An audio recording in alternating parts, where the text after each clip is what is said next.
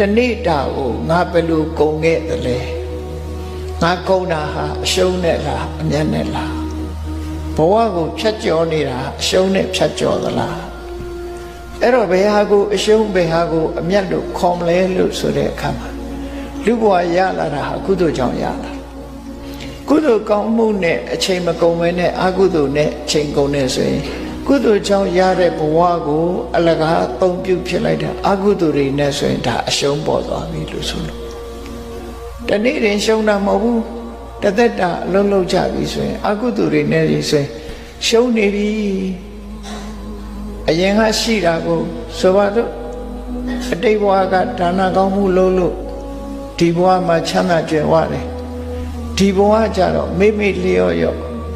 ဒါနကောင်းမှုတွေမလုပ်ဘူးရှိလာတဲ့ပစ္စည်းကိုသုံးလို့ဖြုံးလို့ပျော်လို့ပါလို့နေတယ်ဆိုလို့ရှိရင်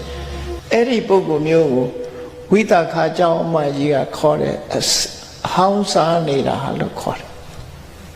အဟောင်းစားနေတယ်အသစ်မလုပ်ဘူးအဟောင်းစားတယ်လို့ခေါ်တယ်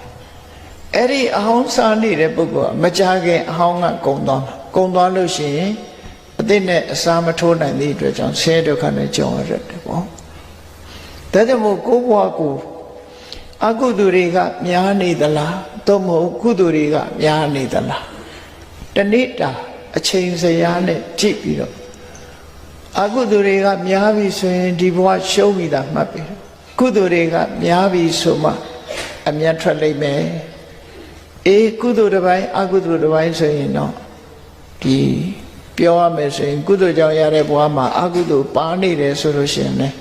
အမျက်မရှိပဲနဲ့လုံးလုံးနေရတယ်လို့အထိပ္ပယ်ရောက်ပြန်တယ်။ဒါကြောင့်မို့ကုသိုလ်များများရမှဘဝဟာအမျက်ထွက်နိုင်တယ်ပေါ့။